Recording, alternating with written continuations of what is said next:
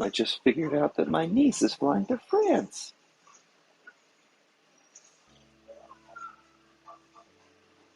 Looks like my niece and my father are flying at the same time. What? Which niece? Hannah? Um, the oldest niece down in Ah, Texas, yeah.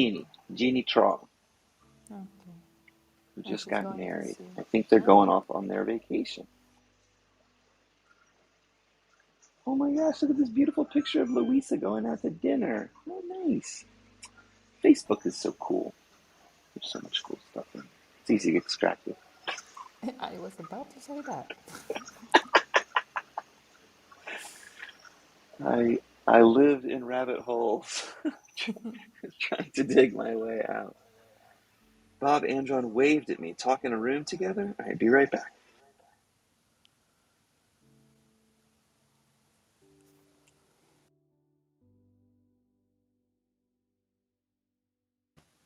You waved at me.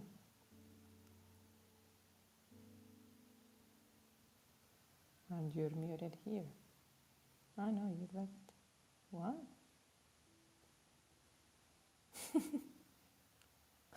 Something happened. There you are.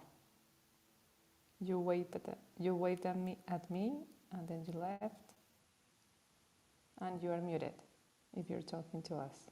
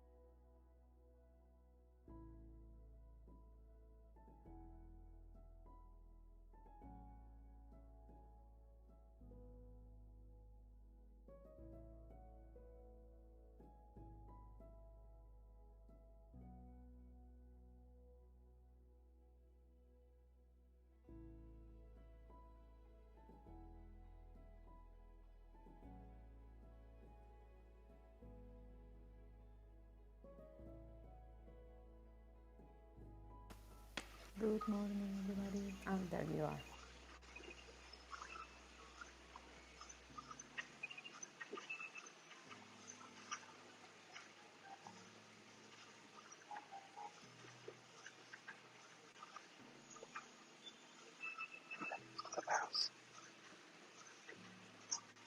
All right, I think we're good. I'm seeing my levels here. I can switch the Spotify thing later on. And Adriana, would you do me a favor and go into um, Facebook and see if you can hear me there? I changed a thing Okay. yesterday for our music, and just want to make sure that I Okay. didn't accidentally mess it up so that nobody can hear me. Thank you.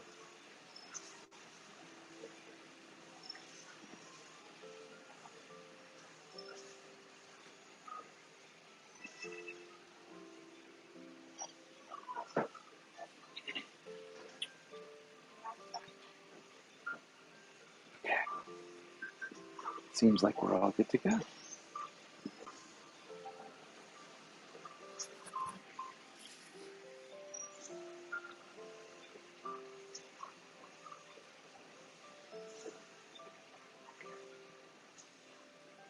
Thank you all for your patience this morning. Happy Saturday morning.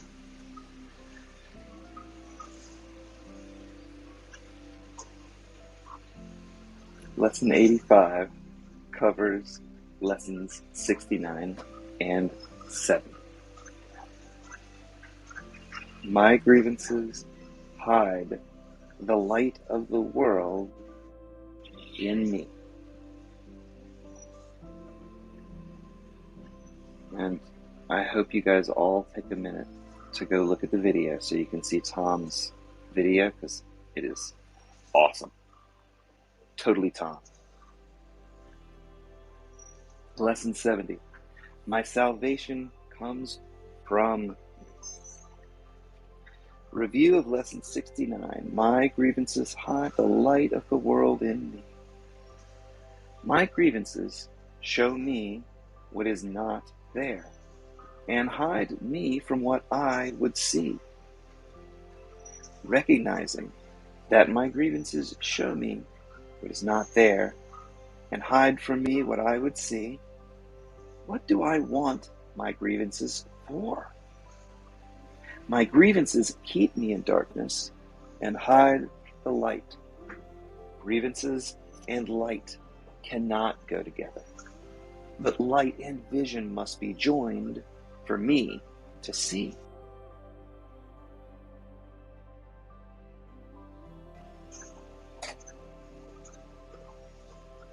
To see, I must lay grievances aside. I want to see, and the laying of my grievances aside will be the means by which I will succeed. Specific applications for this idea that my grievances hide the light of the world in me might be made in these forms. Let me not use this as a block to sight. The light of the world will shine all this away. I have no need for this. I want to see. Review of lesson 70. My salvation comes from me. Today, I will recognize where my salvation is.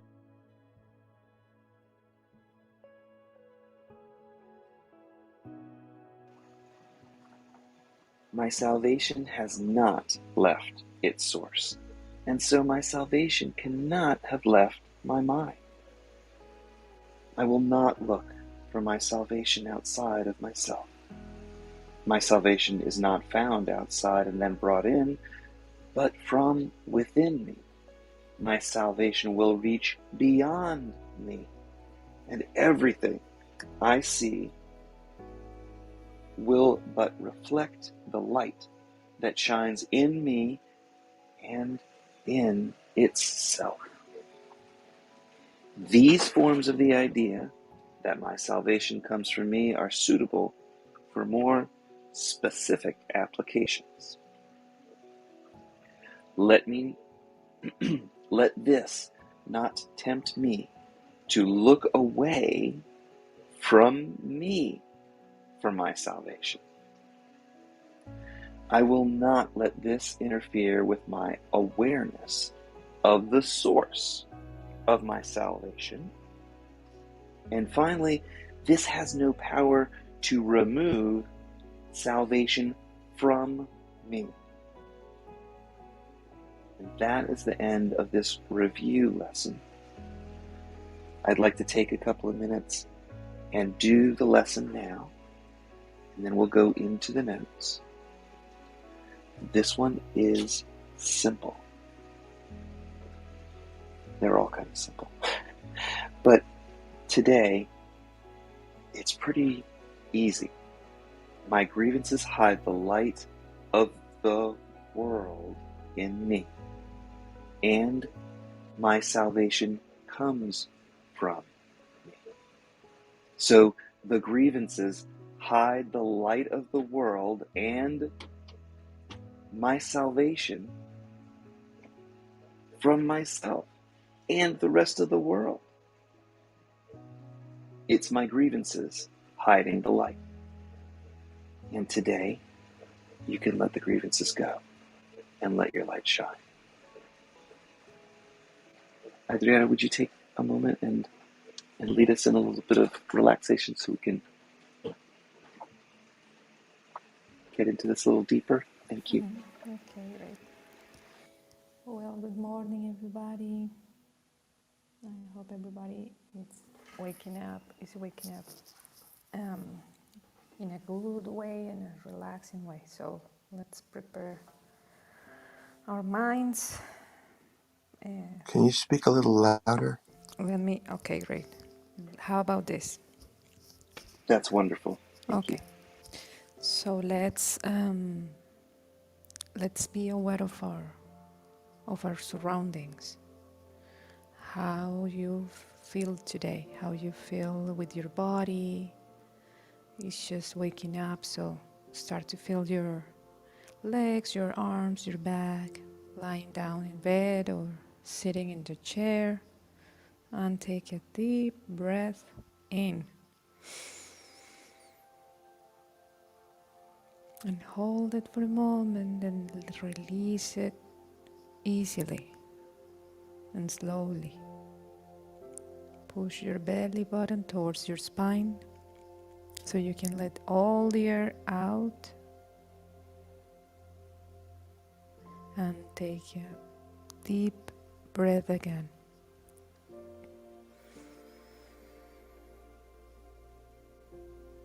Hold it a little bit and let it go easily. And while you're breathing, pay attention to your heart. How does it feel today? It's a moment of waking up, but it's still relaxed. Doesn't matter. We are going to imagine that bright light coming from each heartbeat, and that bright light will take over all your body. Every single cell starts to light up, and all the light within your body give release and serenity to all of it. And then the light goes at the center of the earth, and the Mother Earth will receive all your thoughts, all your worries, or your pain, and just transform it into something new, something easier to move around. And this very same energy that sustains all the species in this world will come back to you, renew, and enlightening all the cells of your body again.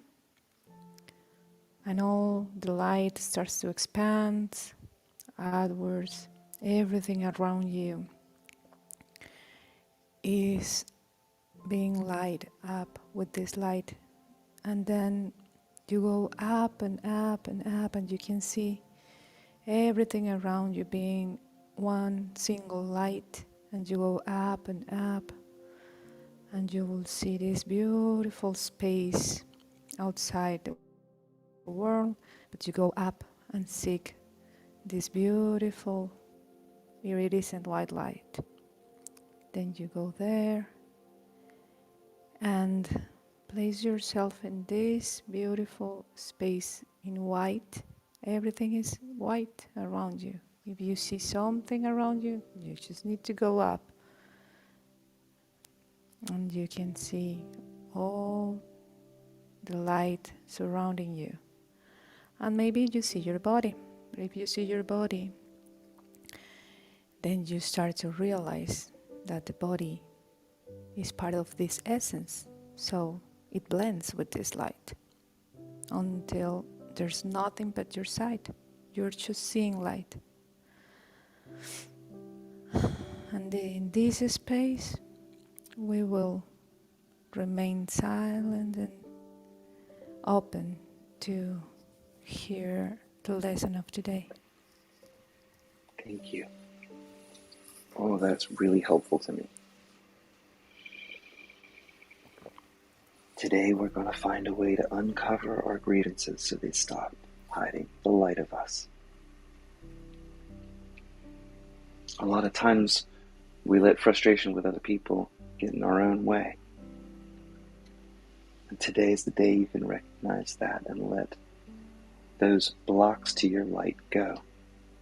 They hide what we could see. They hide our light. So in order to see, I have to lay my grievances aside. Because I want to see with the vision the Holy Spirit will offer me after I lay the grievances aside. And by laying these grievances aside, you are guaranteed to succeed. Because once there's nothing blocking the light, you'll have all the light you need. So today, let me not use this as a block to sight. The light of the world can shine all obstacles away from you. The light of the world can help you forgive your grievances so that your light can join with the rest of the light of the world. It's already growing brighter and brighter by the second. Today, my salvation comes from me. We always want to be in control. And isn't it ironic that in order to be in control, you have to serve, you have to forgive, you have to do the work that other people may not be ready to.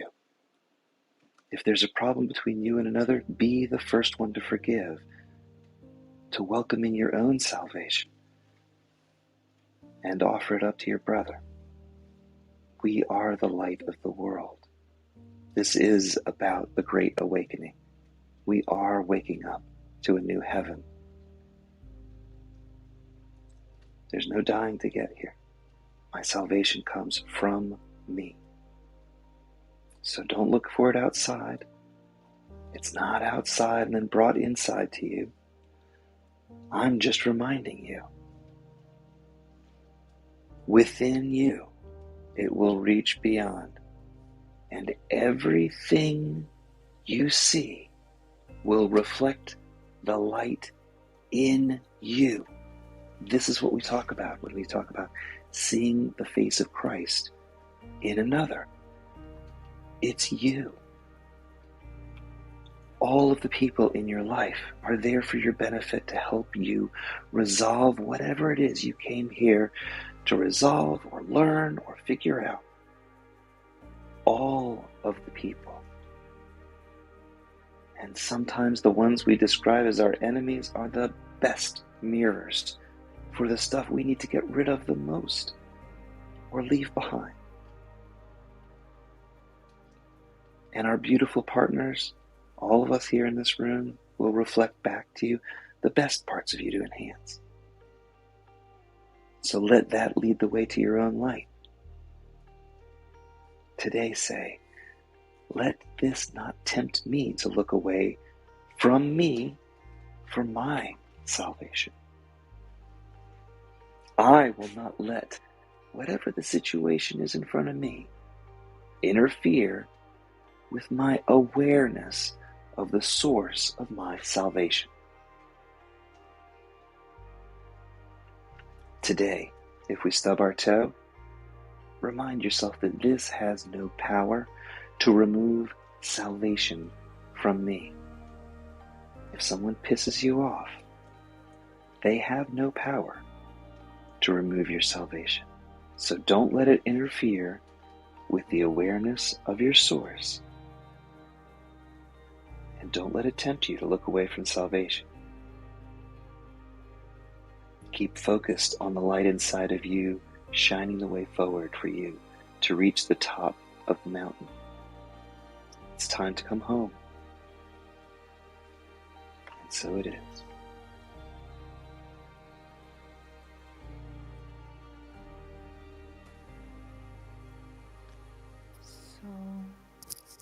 So Let's remember this white space in which we are. Let's remember that we are in serenity.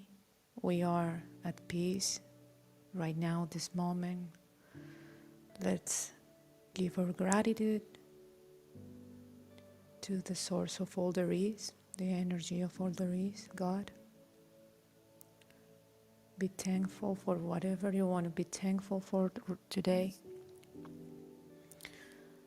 And place your intention for today there in that white space.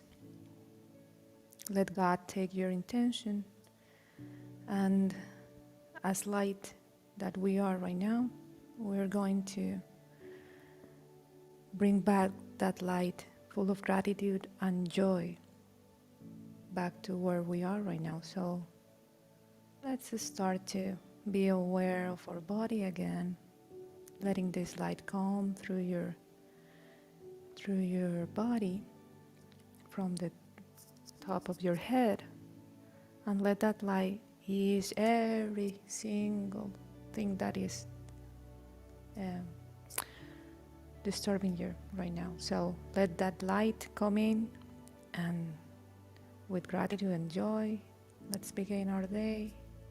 Take a deep breath, feel your body, feel your surroundings, and let's be present right now with everybody here in this room. Good morning, and I hope you all have a Good morning, wonderful everybody.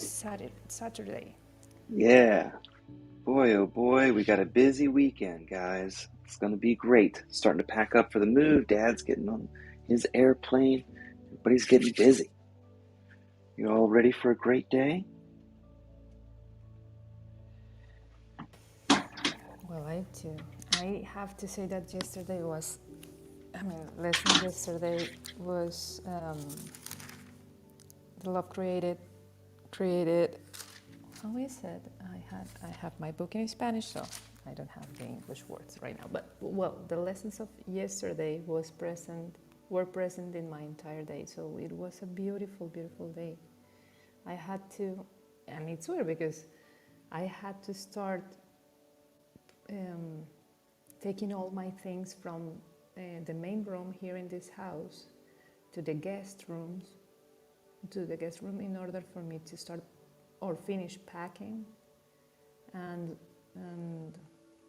had to do all this kind of letting go of things that I no longer use and reorder that room. I mean, it was really a cleaning session. And it was a very good day, even though my daughter was like, "No, you're going. No, you're going." No, I'm not going yet. I still have few days with you, but I will be back. And she was like, "But you're gonna go forever." And I was, "No, baby, I'm not gonna go forever. It's just that I'm gonna start to do my life outside this house. But we are never gonna be apart, and I will be back in May because this first journey is for a month, so I will be here with you soon enough." And as it is my birthday in May, I will have like a party for her, not for me, but for her. So I told her that I was going to take the opportunity to be in the U.S. to bring the things that she loved about the movie Encanto, in order for her to have her party about Encanto. So it was a beautiful day, and she was happy. And then her father took her for a day out. She was happy yesterday. So I had the time to manage all my things. So it was a good day, and I hope this day is a good one too, even though it's getting closer to my travel. But well, I just want to say that I'm thankful because every single day that passes by, I can see more clearly the light in my ex-husband, and I get more confident that what I'm doing is going to be for the best for everybody. And we thank God, have a lot of opportunities to connect in different ways. So I don't get to feel so apart from my daughter. And in fact, this is just a phase in our lives. We will adapt and we will be always together in different kind of ways. So it will be a huge lesson for everybody, but I'm really faithful that everything is sustained by God and I'm being guided to do this. And I'm thrilled to see Lee again. So I'm very happy, and I'm happy for Bob. And I know that probably Luisa isn't here because she's as well traveling probably. So it's a weekend of troubles. So And if anybody from down in the audience feels like getting the higher quality audio and coming up on the stage and sharing, you're welcome to. Raise your hand. I invited a couple of people if you feel like it. And I have some notes I could read, but we could just dive into these lessons too. So we're here for you. And if anybody else has anything to share up top, go for it. Or else I could read some of these notes if you want.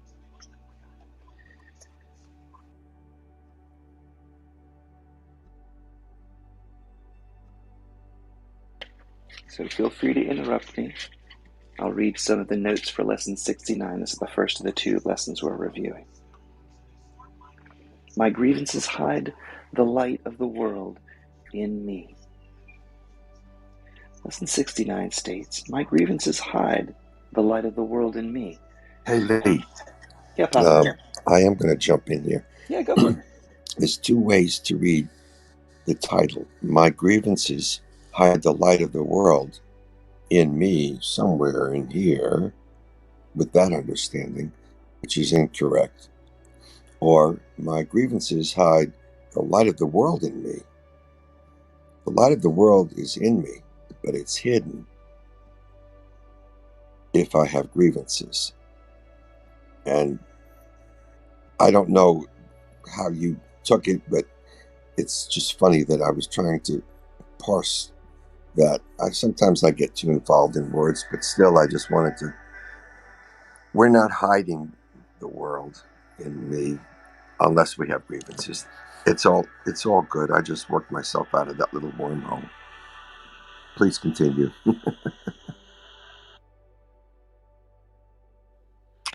Lee? Hey, Lee. Oh. Yeah. Hey, good morning. Good morning, Bill. I'm probably just stating the obvious, but sometimes the obvious can be a really cool and unintentionally overlooked thing. And, when I hear this morning's lesson, it sounds like the way that the Course does in so many beautiful and elegant ways. It's just pointing out again that we are the ones that place the blocks between ourselves and the love and the peace that we truly want. And so I just wanted to chime that in. It's just such You and such Dad, a you're simply both right. yeah, it's just a simply powerful and elegant way to just have so many different ways to so consistently restate important, powerful things Yeah, that point us towards peace the way that the Course does over and over and over. So thank you for exactly. this morning. It does sound funny, but I'll read the title one more time. There's not one extra word in this title. Every single word is important. The very first one, mine. It's my possessive, me, my grievances. What are they doing? They are hiding something. What could that be? It's the light of the world, the whole light of the whole entire world. Really? And where would that possibly be? In me? Are you kidding me? I've got the whole light in me. I'm connected to the whole entire universe through me, inside of me in some way that I haven't seen yet because I got all these silly grievances in my way.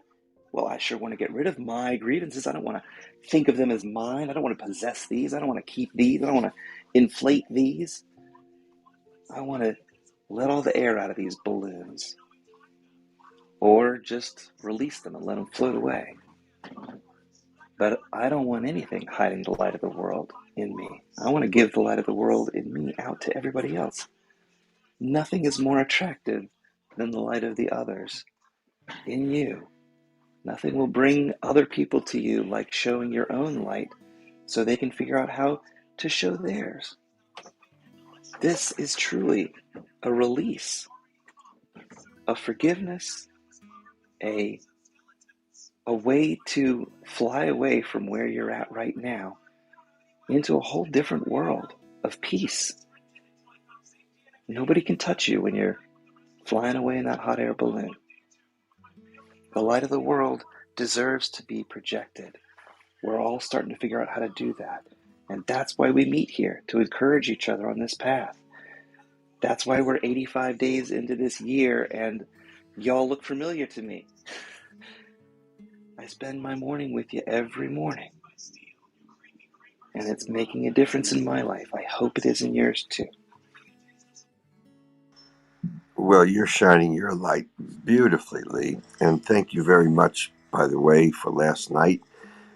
Everybody, I want you to know that I was trying to fill out the last few documents that are necessary to get into Liberia later on, well, in a couple of days before I actually get there. But I leave here today, and requests online are not written very clearly, and at least to me.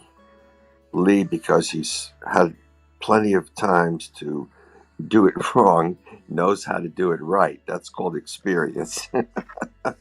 and he really did explain to me things that could have meant different things and did. I did a good job of trying to It mess was an it up. amazingly simple form that was still complex, still ridiculously complex. 2 buttons lead to 5. Oh boy, oh boy. But I think I finally did finish it, and I'm due to leave this afternoon. Tomorrow morning, there's a darn good chance I am not going to be available, but who knows? I don't. If I'm in an airplane at the time, of course I'm not. But then again, I don't know. I'm going to be in Brussels at like 5:30 or something. But I don't know what that is yet. I haven't tried to figure it all out. If I can get on this thing, I That is will. only 4 hours before us. It's not that big of a deal. Where our daylight savings time right now is playing to your benefit. And it's Yeah. going to make it only a little bit of a difference. You're just waking up, that's 4 hours earlier. Maybe 5. Well, Yeah, but half I'm a only day. on the Depends on. Half a ground. day. I'm on the ground 5 hours. What'd you say, Adriana? Yeah, 4 hours is half a day. I mean, you are really productive in Okay. 8 hours. Oh, it's going to be a lot of fun. I'm looking forward to it. Let's get back to the reading. Okay. Lesson 69 and again, y'all did great at interrupting me. Continue to feel free. If there's something that comes up, I can always read, but we're here for the live stuff too. So I'm just letting this fill up our minds if nothing else is coming up.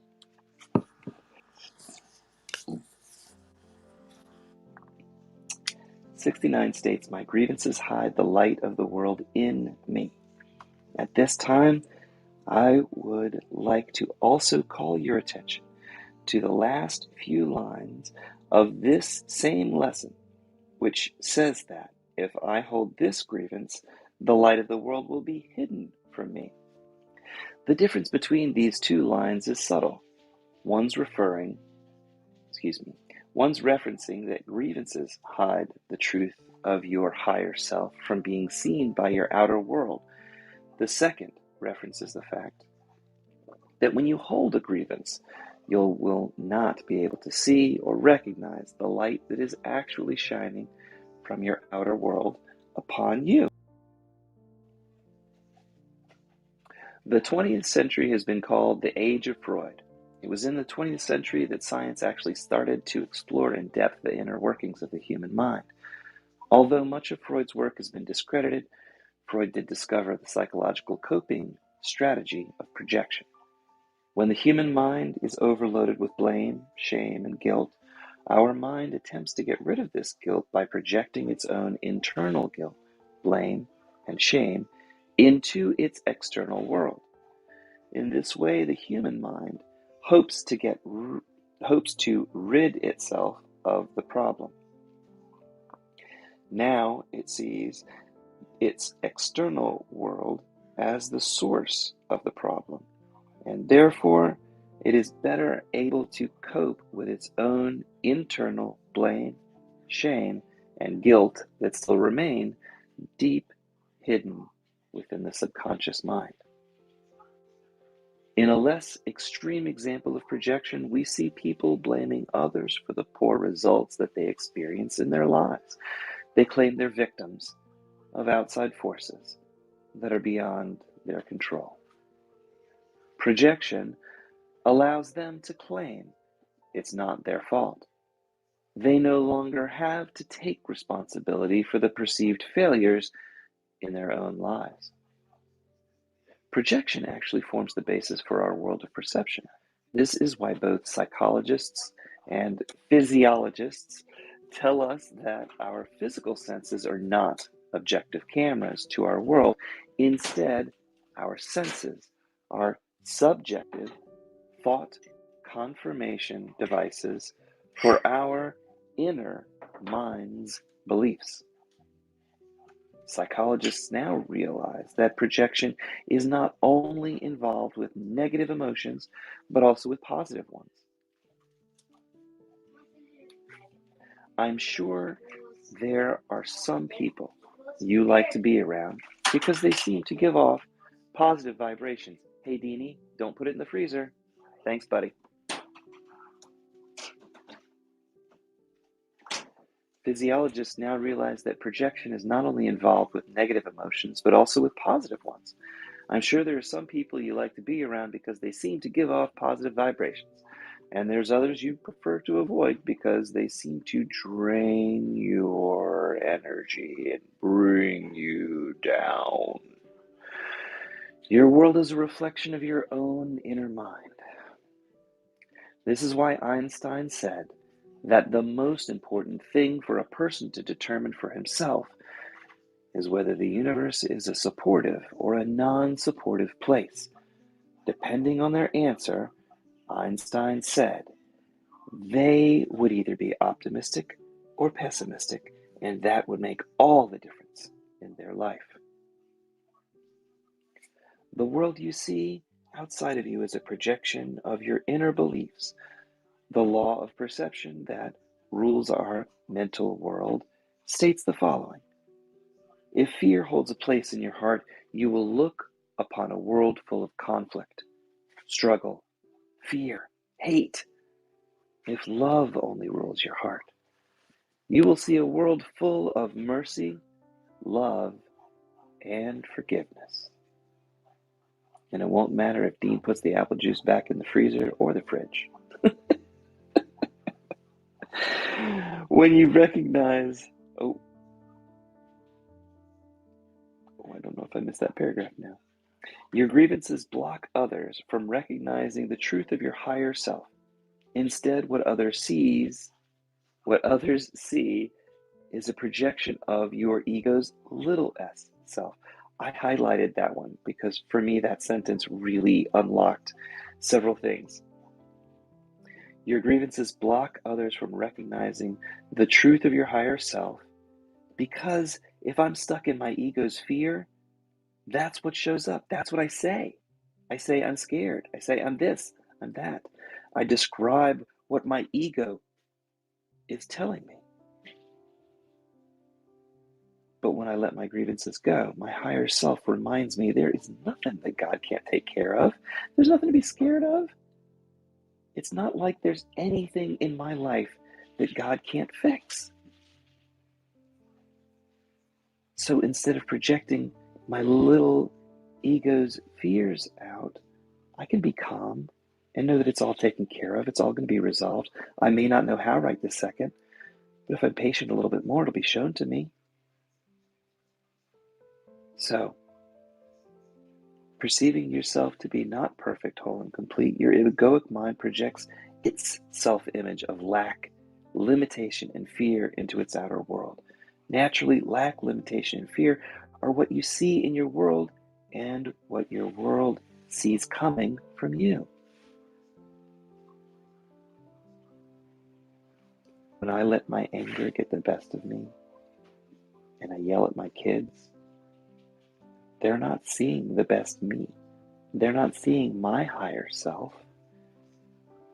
And that's not the Lee I want to show them. I want to show them love. That's my higher self. When you recognize the truth of your higher self, your mind will project that new, positive self-image. And your world will reflect back the positive qualities of love, forgiveness, and allowance that flow from your true loving nature. The outer world is a reflection of your inner mind.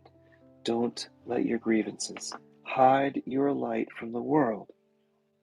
Do not let your grievances prevent you from seeing the love of God flowing from your outer world into your inner being. Your grievances are illusory clouds that are blocking the light from within and without. In the real world, there is only light. Darkness is the illusion. Your grievances are the darkness that prevent you from recognizing the real world of only love's light. And those are the notes from Tom's A Course in Miracles Workbook for Dummies, which, hey Tom, did you settle on a new name?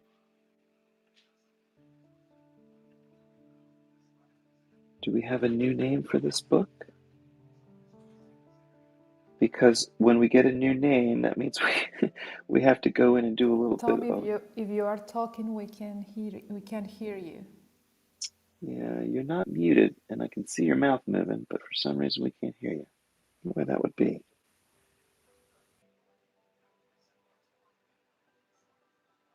Okay, Tom, still can't hear you.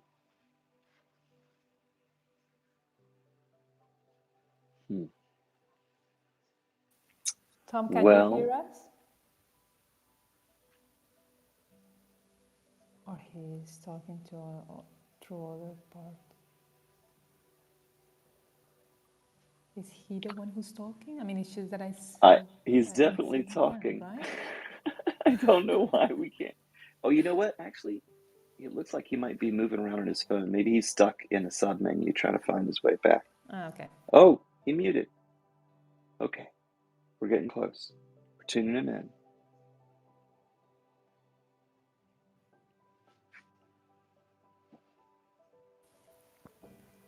Well, you can read the lesson 70. Sure, Yeah.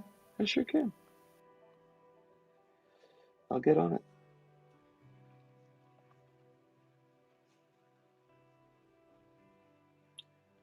Welcome, Christina Jackson, and everybody down below.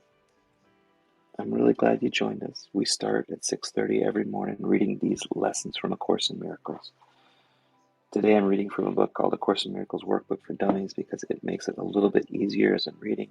Fills in some holes, some its with God so that you know what's going on. And this book was written by a guy named Tom Wakechild, who's here in the room with us. And we were trying to hear what he had to say. I'm not sure if he can talk yet, but we're almost there, maybe. And if not, then I'm going to read the notes from lesson 70 because he's done a really great job at summing up these two lessons that we're reviewing today. So today is the 85th day of the year. We're reviewing lessons 69 and 70. And I just read the notes from 69. And we had our little meditation, talked a little bit. I'm going to read the notes from this one. And then I'm going to turn it over to you guys because this space is not just here for me to talk and read. Anybody can read this, but I'd love to hear how it touches you in your life and whether it's making a difference. I can tell you it's definitely making a difference in mine, a huge, gargantuan difference. This time last year, I was living in a different place. I Everything was different in my life. I was an only child this time last year. Within the last year, I discovered I had a sister, a 50-year-old sister living in Texas, who has 3 children, one of which is flying to France today, Dad. Jean's on her way to France right now. You guys could wave at each other over there in Europe. That's awesome. All right. Tom, I see you're off your phone call. Can you hear us? Oh, well. C'est la vie. My salvation comes from me. Lesson 70. My salvation comes from me. It's a pivotal lesson in this course. I'd like to draw your attention to the second paragraph, which I will quote below, based on the Dummies format previously discussed. The second paragraph states the following. The seeming cost of accepting today's idea that your salvation comes from you is this. It means that nothing outside of yourself can save you. Nothing outside yourself can give you peace. Today's idea that your salvation comes from you also means that nothing outside of yourself can hurt you or disturb your peace or upset you in any way.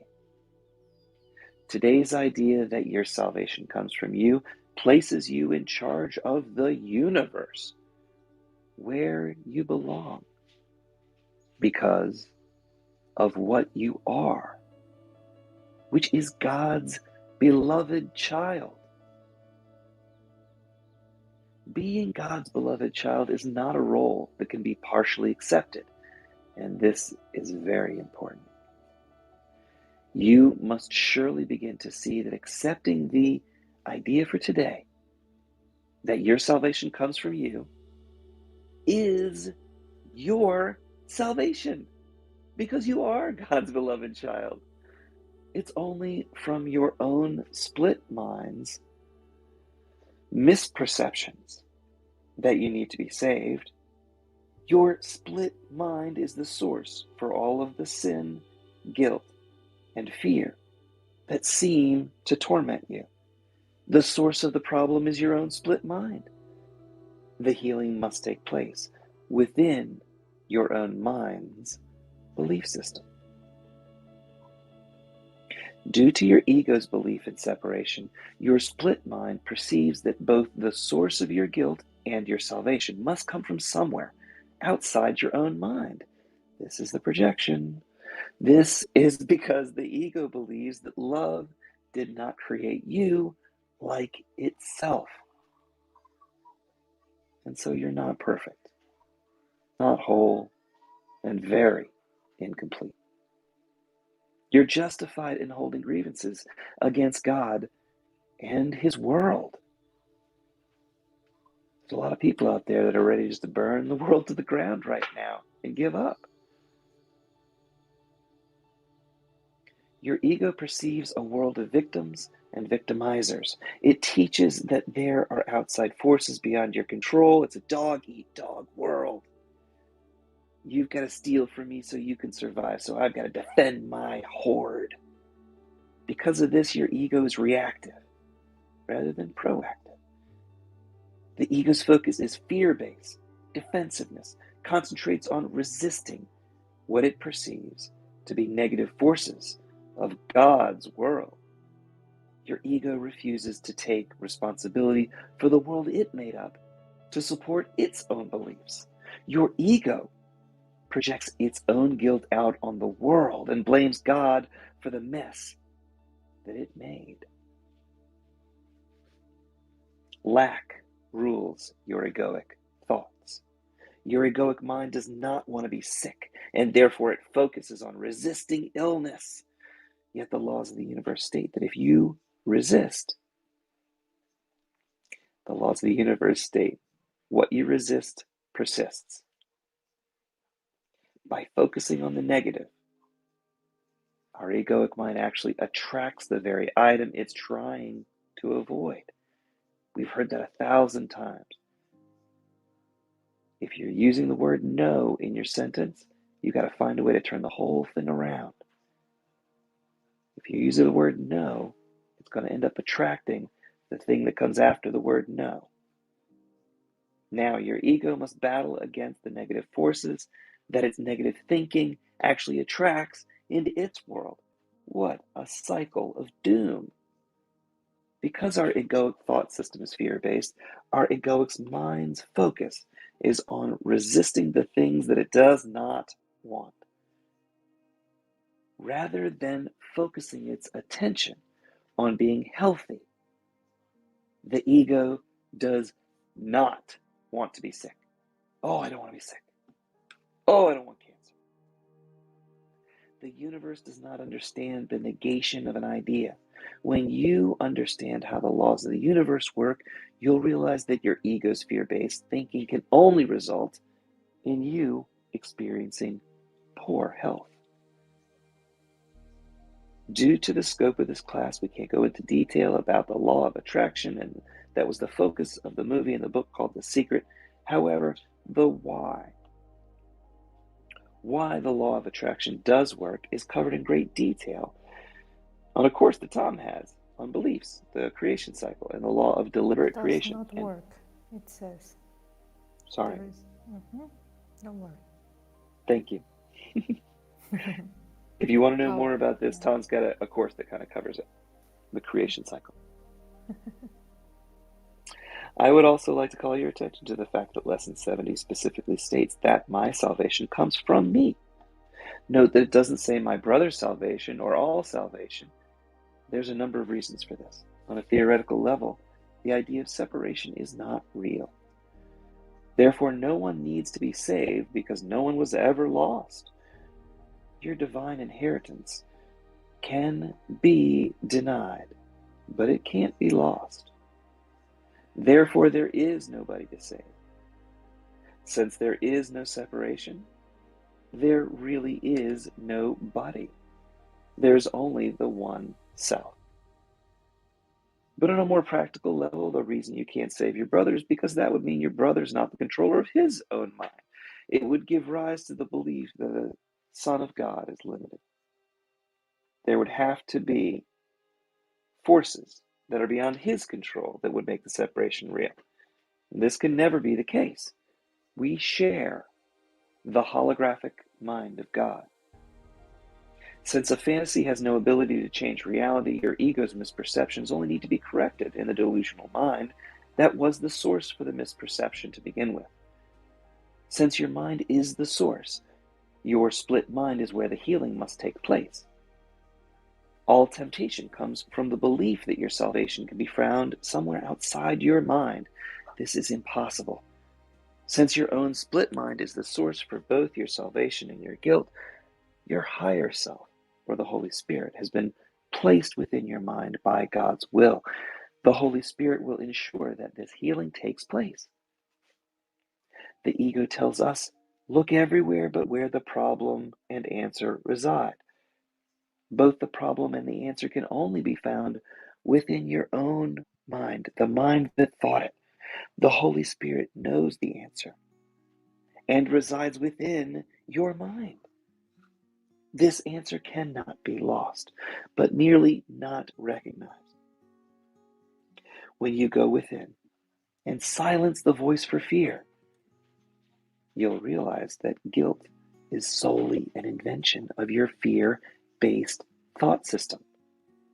You'll realize that you alone hold the key to your salvation, since your sleeping mind invented this illusion of sin, guilt, and fear. You merely need to wake up and follow your inner voice for God, and your illusions will dissolve beyond the truth of who you really are. You merely reclaim your divine inheritance and accept the at-one-ment, God's atonement for yourself. God's atonement brings us together. God's atonement is our salvation.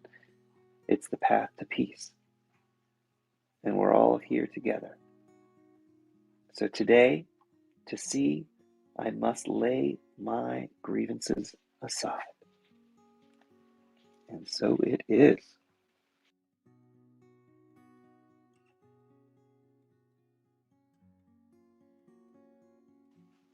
I've read all I've got to read.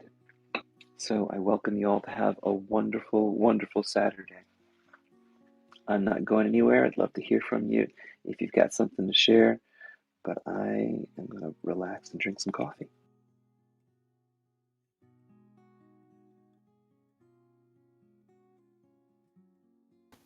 Well, I was thinking that yesterday was a great day, but there's still a little bit of grievance in me about this whole thing of leaving my daughter. But now that I could really focus on this lesson, the last one of this set of two, I can clearly see where that feeling comes from, and it's not of what I'm doing right now, because what I'm doing right now is just unfolding. So there's no way that this is the source of this kind of feeling that I'm having of still like grievance. This comes from my childhood. In fact, I was going in my mind through my memories, and I remember that when my mom and my dad when my mom took us out of the house and we started to live with my mom had to work all day long. So I didn't have my mom during the day the way I am with my daughter right now. So I know where that feeling comes from. But the difference is, and I didn't see this before, and that's why I'm grateful for this lesson today, that I didn't have my father either. My father really didn't wanted to spend time with us the way the father of my daughter wants to have. I mean, my daughter's situation is completely different from mine, and my feeling of fear doesn't come from him and her, comes from my past. And I was just remembering all those situations, and now I know where they come from. So this is the part of my past that I need to forgive, because it's not longer there. It's not longer there. So I was really amazed to see that, to catch myself right now in that. Hi, Julie. Good morning. Hi, Adriana. Hi, how are you? Good. Thank you for sharing. Is my connection coming through okay? Yes, it's great. I hear you great. You Okay. sound great. Yep. And I've just Okay. turned hand raising back on again. I think maybe it was broken. Maybe that's why we were sitting up here and I was talking to myself. It always happens. So it always Thanks, happens. Julie. Haley, Thanks where for in Texas is your sister? I'm in Texas. just outside of Houston. She's actually moving into a new house in Houston, um, and um, and that's where her all three of her kids live too. Oh, okay. I'm in the Dallas area, surrounding Dallas area. But anyway, Adriana, yeah, definitely what you were saying about things coming from your childhood. I'm a psychotherapist. That's what I do for work. And so, the first part of what you were reading, Lee, about projection, I tell that to my clients all the time, that you're projecting your fears and all of that onto other people. But for me, it's hard to sometimes practice what I preach. And so a lot of my fear does come from being rejected and things like that from childhood. And it's easy for me to apply it in my daily interactions with, say, friends and family. But when it comes to love relationships, I just get frozen because I get so afraid of the betrayal and the rejection that I start projecting that fear into my outer world. And, what I do, like the law of attraction, I draw those experiences into my life, and it's just like a vicious cycle that I struggle so much with overcoming. I think I had told Lee when we were just chatting on the platform that I've had the Course in Miracles book for a couple of years. In fact, one of my clients gifted it to me when we were terminating, and I had it on my bookshelf for a long time. And I just picked it up probably about 7 or 8 months ago from the urging of a friend who has been studying the course for like 15 years, but I'm having trouble with being more consistent. And so that's why I signed into this, just to kind of listen. It is early for me. So a lot of times after the reading and a little chatting, I fall back asleep because I stay in the bed while I'm listening to it. So I guess what I'm saying in a nutshell is, I'm really, really trying to work on visualization of peace and love and joy, all of those things that I want in life, and trying to, get rid of the fear, because I know no one outside of myself can complete me. I know it's a inward journey and work, and so that's what I'm trying to do. So that's my little tidbit for this morning. What, can you hear me now? Yes, Tom, we can hear Oh, you. okay. Well, these lessons really talk about how our world works, and Julie, mentioned this idea of projection, and we're always filtering things through our belief system. And if I believe that someone is evil, or I believe that they're good, that's how I view things. So those are the type of glasses that I put on. And when we go out and we interact with what we perceive to be our outer world, we're actually not interacting directly with our outer world. We're interacting with uh, the world that we perceive through our viewpoint. So since their senses are thought confirmation devices, we've basically told our senses to go out and confirm what we already believe. And so if I see you as evil, I tell my senses subconsciously, consciously to go out and verify that fact. It goes out ignoring all evidence that would be contradictory. It picks up the one or two items that it can somehow twist to confirm that my belief of you being evil is right. And then that's what it reports back to me, which then reconfirms my original belief that you're evil. And therefore, the creation cycle gets reaffirmed. And so we've got to be aware that we're always looking through our belief filters, and that what we actually are interacting with is not, I'm going to use the term real world, it's our viewpoint, or our world of perception, which is always colored by our beliefs. So it's uh, important as to how we perceive ourselves, how we perceive others, because we're writing an ego for everything and everyone we come in contact with. We're also writing an ego for ourselves as to how we define ourselves. When we define ourselves as an earner or a sinner or someone that's not perfect, whole, and complete, that there's something wrong with us. The law of God says to give is to receive. We believe that about ourselves. We project that out, and we project it onto other people, and we see them also flawed. So it's important to realize that uh, we can put rose colored glasses on if we want and perceive our brother and sisters as mere actors playing roles, and that those costumes and those roles that they're playing is not their true identity.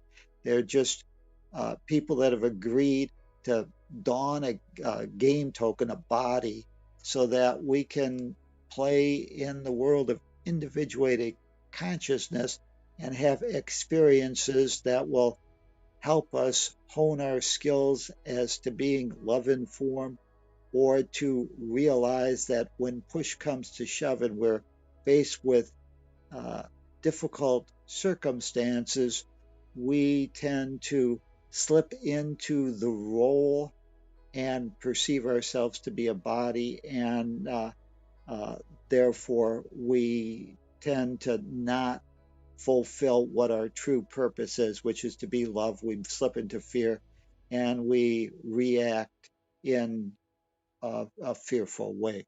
So just be aware that this creation cycle surrounds beliefs, and the creation cycle is beliefs, actions interact with the events of the world, which become our experiences. The experiences is the event filtered through our belief system, which therefore modifies it. It's how we perceive that. And then we have to be aware that the next phase of the creation cycle is the feedback stage, which is often ignored.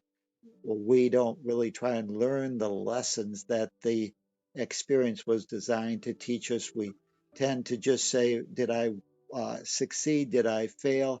And then just consider ourselves a uh, failure if we didn't get the results that we wanted. If we got the results that we wanted, we just tend to not observe how we got that. We just go on to the next uh, item. And all experiences are designed to give us that feedback so that we can see how we're doing, so that we can make mid-course corrections to uh, better demonstrate being love informed, or to better demonstrate how we can reduce our level of fear, because everybody's always acting in the most loving way that they can be based on their level of fear. So as we reduce our fear level, we have more and more options open to us to act in a more loving way. Thank you. Thank you, Tom. That makes a lot of sense. It just shows the power of the mind, right? And just how powerful we are. I am with the way that I think, and how I can draw into my world what I desire if I really am able to master this part of myself. We need to be aware that I think Henry Ford or somebody said it, whether I think I can or I think I can't, I'm right. And that's very important as to, you know, whether you will achieve what you wanted. Now, the law of allowance says that no matter how qualified and deserving I am, I will never be able to achieve the results that I want until I can imagine it for myself and give myself permission.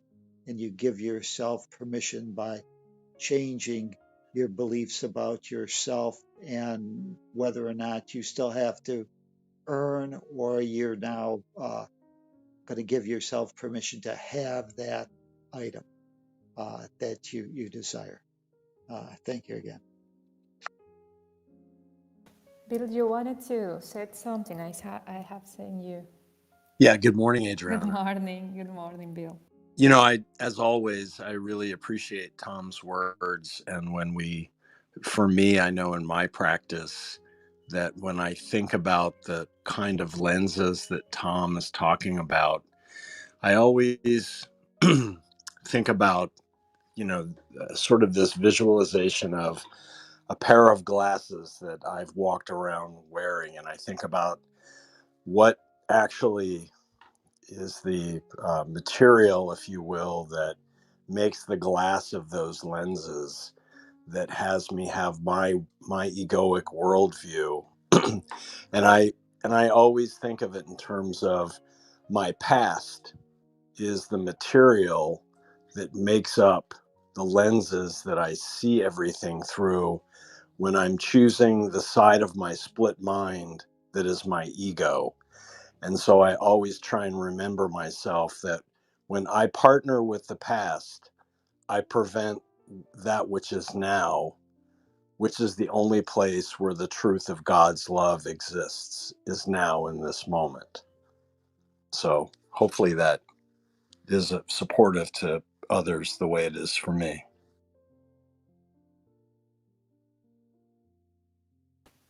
Yes, in fact, I was talking yesterday about that specific analogy, like, yeah, my past, my lenses of the past. So it's funny that you mention it today. Well, it is like this.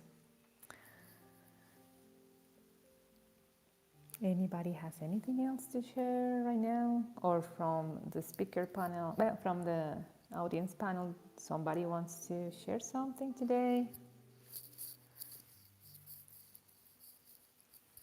I think Lee is right now playing video games with Dean, his son, and they are having fun. So I'm guessing that we can just land this plane. Let me just give him a heads up.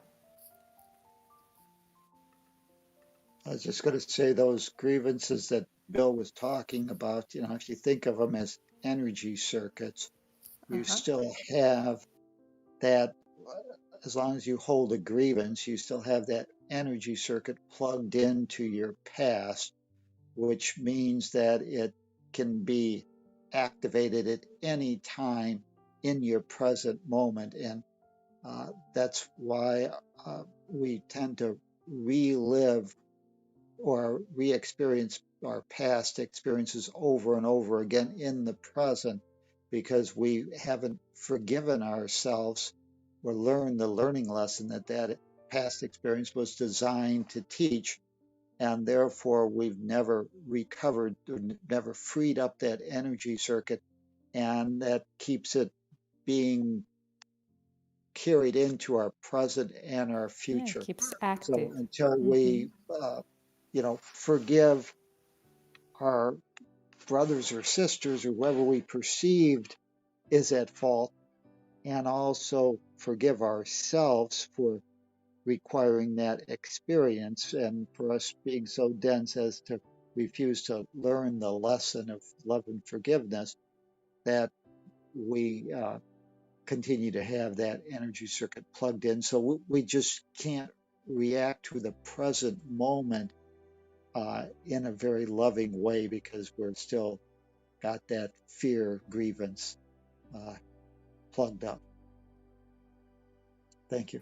And in fact, I guess that's the reason why it remains active in the present, is because your higher self is in some form trying to shine the light. So you get the repetition of this kind of experiences because the circuit is active still, in order for you to just acknowledge it and rewire it to the truth.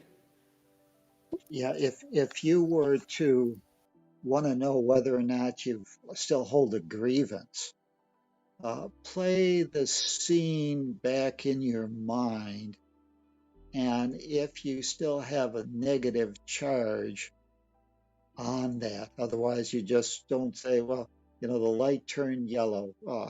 You still have some negative thing coming up.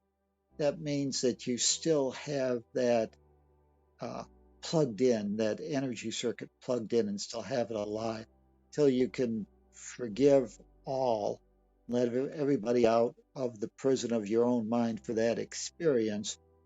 You'll continue to uh, feed it, and you'll be less able to be in the present moment and respond appropriately, because you just don't have all the energy circuits available to you because they're all tied into past grievances. Thank you. Yeah, that's exactly what happened to me when I was remembering my childhood experience with my mom and my dad, because um, of course my mom had to work all day, so we were living in an apartment with her, and she wasn't around during the day and by night when she got home. I mean, she raised us pretty well, and she was really, really like every 2 hours calling us on the phone to see how we were, and we were really good girls and never did anything outside of her teachings and guidance, right? So we did have a beautiful childhood, in fact, but the thing that not having her around us in present form gave me. I'm the little one, the youngest of our of of her daughters. My daughter is the eldest, and for me it lived like this kind of mark of fear of losing her. So whenever she wasn't so active socially because she was working and she was just beginning her life without having my father around. And whenever she went out, I don't know, somebody invited her to have dinner, or she had a date or whatever. She had to go out. She was a young woman and trying to rebuild her life. So she left us with the nanny, and she went to have dinner.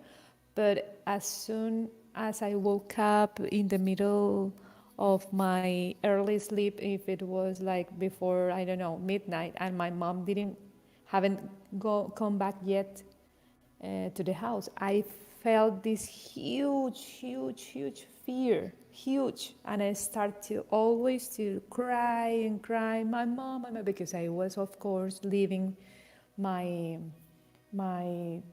grievance about losing my father in some form, and now with those kind of small experiences, I was feeling like I was losing my mom.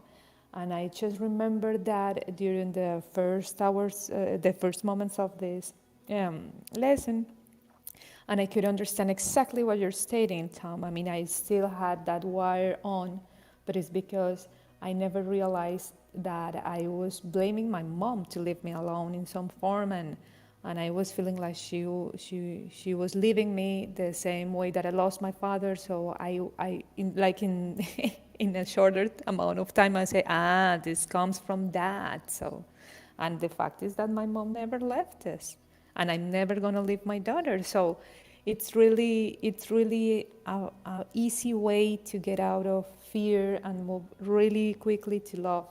So when you do that analogy with the circuits, it's really helpful, because it is. I mean, they remain on until you really go and see it and feel again without having to relieve the trauma inside of you. You get to see them, those situations, and you get to, okay, yes, this is the feeling. This is what triggers this feeling that I'm having in my heart. So I don't want that feeling anymore, because I know that everything is sustained by God now.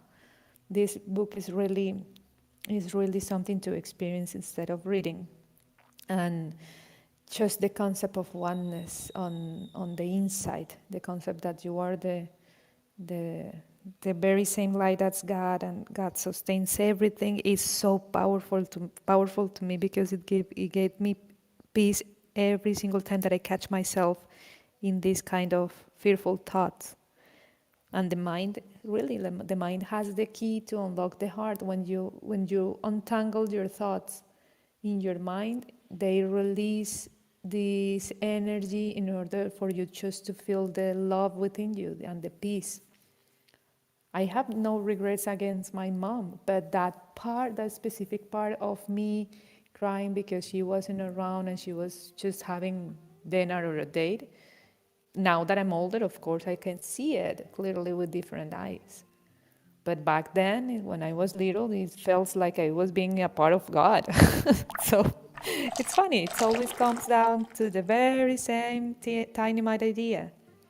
So it's a good thing to have this kind of guidance now. And I'm thankful for that. I'm thankful for you, Tom, as well, because you always give us light with those analogies. Thank you very much.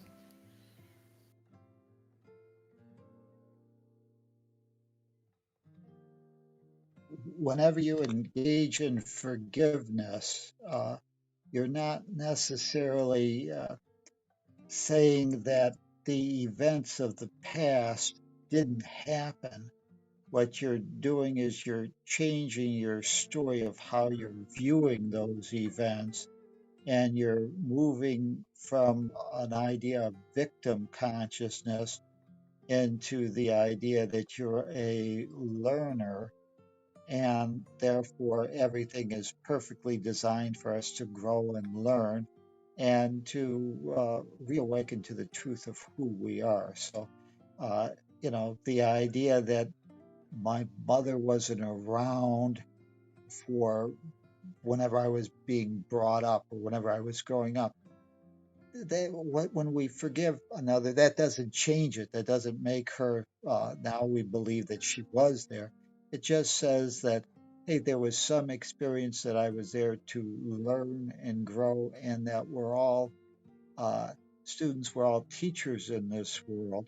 Everybody's playing roles so that we can all reawaken to the truth. So we're all helping ourselves, because if you want to learn uh, love in form, you need to have experiences where uh, maybe there's someone that needs your help. And so we have to have actors that sometimes appear to be victims so that we can have those experiences and understand what love would really have you do.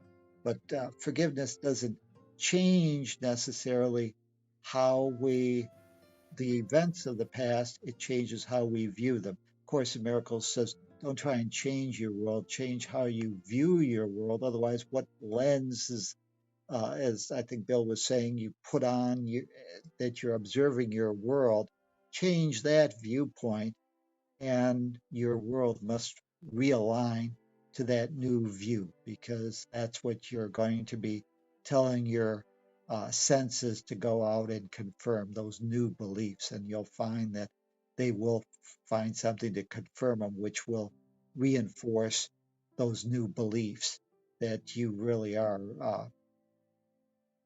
reawakening to the truth of your spiritual magnificence, the power within you, because God didn't create any junk.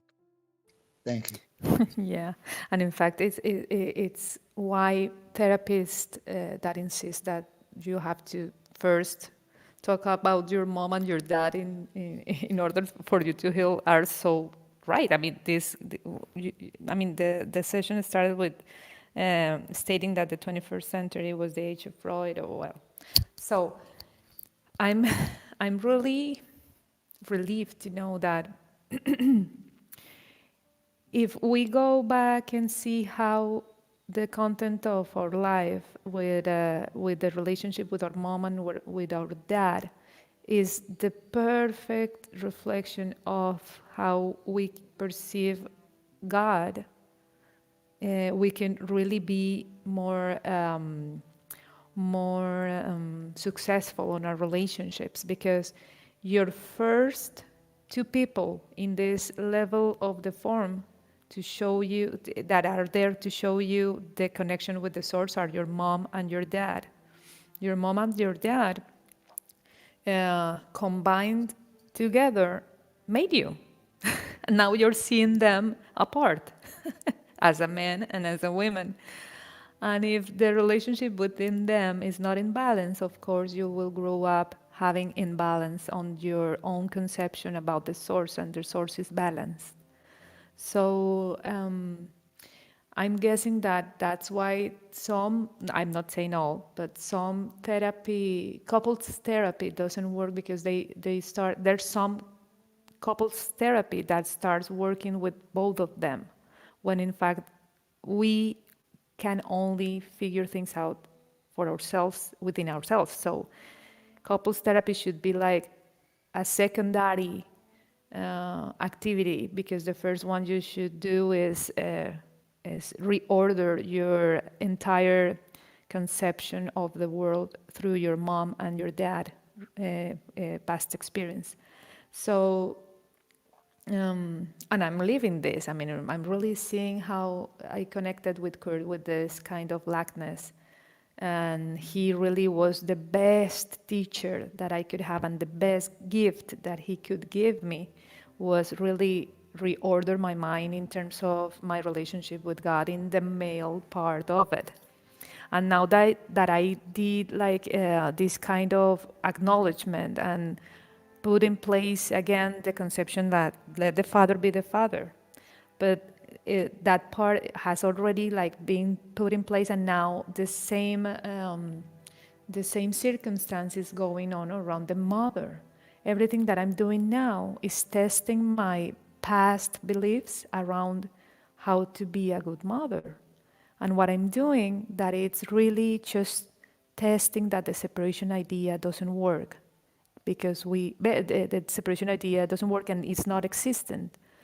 Is that I can clearly see the content of my perception of the female part of the divinity.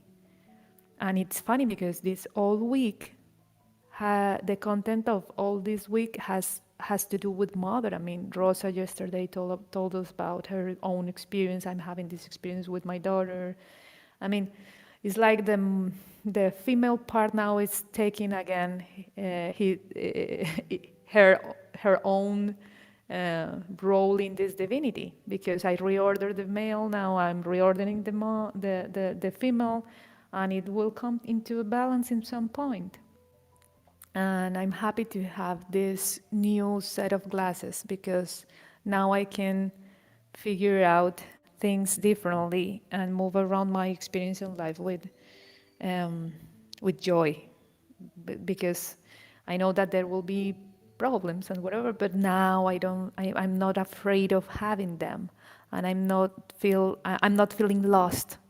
I really don't feel lost. I know that whenever I encounter a situation in my present, I know what to do now. And that's so refreshing. That gives you strength, that gives you power just to fly and enjoy the world, even if it's a chaotic place. I'm really happy to have this experience, and I'm really happy to be able to share it with you all, because if we are together in this room, it's because of something higher than ourselves. So I hope my my journey in some form gives you joy. I'm having this experience, and I'm really thrilled to see how everything takes another order in my mind and gives me more uh, realization of my heart. I was too longer and I mean, I was expending too much time in my mind, but now I'm feeling my heart more and more and more. And yeah, it's wonderful. I'm really grateful for all of this. Uh, I would just say that, uh, you know, we have to differentiate perhaps between the physical world and our true self. Uh, when we uh, operate in the physical world, we tend to be motivated, and there's different sources of motivation. Uh, and there's the bodily level where I'm, trying to take care of my physical needs. There's uh, other types of levels of motivation. There's a viewpoint where you've just been indoctrinated into believing something about yourself, and that has certain tendency to of how we are motivated. There's identity types of motivation where you've actually predetermined or you've examined the identity. You just didn't assume that you're a worthless piece of shit. You actually explored that. It came to that conclusion. Uh, then there's roles, and roles are the idea that I'm a mother, I'm a father, I'm a engineer, I'm a doctor, I'm an architect, I'm a plumber, whatever those are, and those come with certain uh, motivation factors in which we're basically trying to be of service to others, a responsibility, but they're based on the role. So whenever I'm a doctor, I'm supposed to be, uh, taking care of you on a medical level. Uh, but those are all tied into the world, and those older ones are all looking at us from the standpoint of being an earner rather than a learner. There's a higher motivation factor, which is the realization that you're not the body, that the body is a game token that allows us to hold space and time and space, or hold a place on that game board so that we can participate and learn those experiences. But whenever you come from that higher self notion of what you are, that you're individuated consciousness, you start getting motivated based on what my life purpose is and my goals, and inspiration motivates you as opposed to some role in which you've got some responsibility or obligation uh, from. So now you're move into the idea that you're a learner, and like in Ileana's situation, she's maybe shedding the role, the predetermined role of what a mother is, and now she's looking from the aspect of her higher self as a learner and saying there's additional learning experiences that I can gather. And that's what time and space is for, is to give us those learning experiences.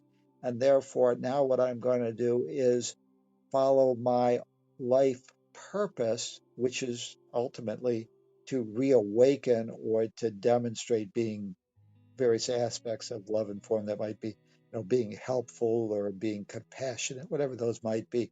But it's ultimately to reawaken to the truth of your true spiritual magnificence. And that becomes your inspiration.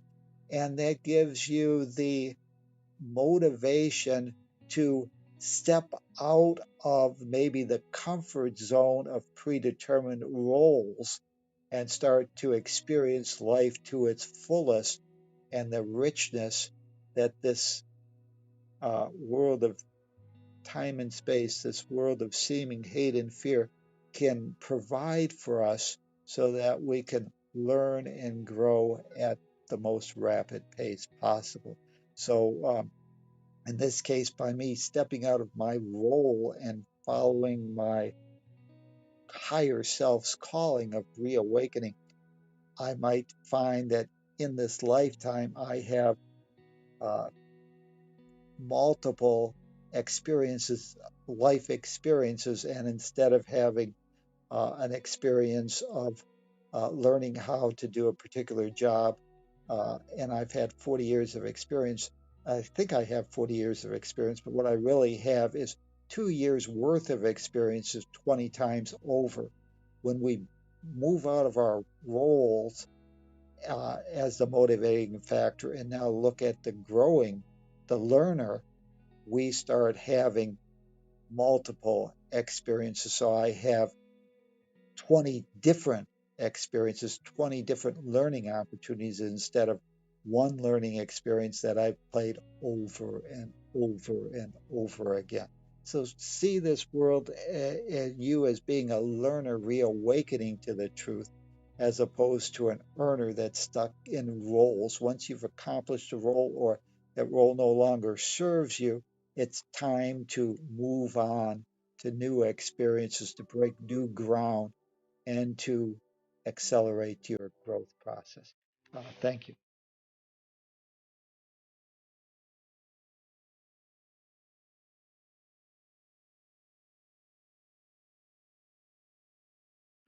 Well, I'm getting ready to learn and earn and make my way into the air and fly like an eagle all the way to Liberia by way of Brussels. And I have to make my final preparations now, so I'm going to bid thee all have a great week. I will be touching base from time to time as often as I can, and I'm looking forward to having a great flight and a great time. I just finished talking and getting last minute instructions from the person who's going to work with me when I get there. It's going to be a very exciting trip. I'll tell you all about it when I get back. So, bye, everybody. Have a wonderful week. Bye. Safe Create a great travels, day Bill. for yourself and your world. Namaste. Thank you. Safe travels, Bob.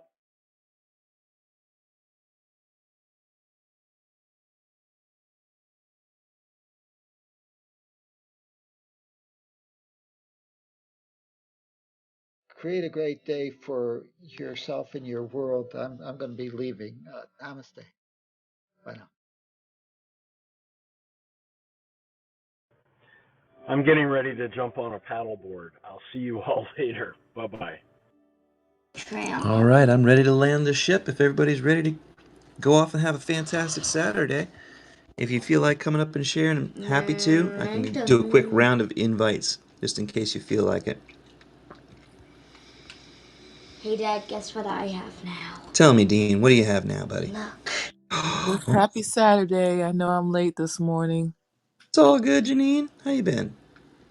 Been doing great. Good. How are you guys doing? How are you? Doing great. Doing great. I got the kids this weekend. We're playing a video game called Who's Your Daddy, where you score points if you're a baby that gets hurt, and if you're the daddy, you lose points if the baby get hurt. And I gotta tell you, it's no fun playing the daddy. It's a lot of fun playing the baby, but the daddy stresses me out because it's so easy to lose this baby. He's mowing the grass. Dean is the baby, and he's mowing the lawn right now.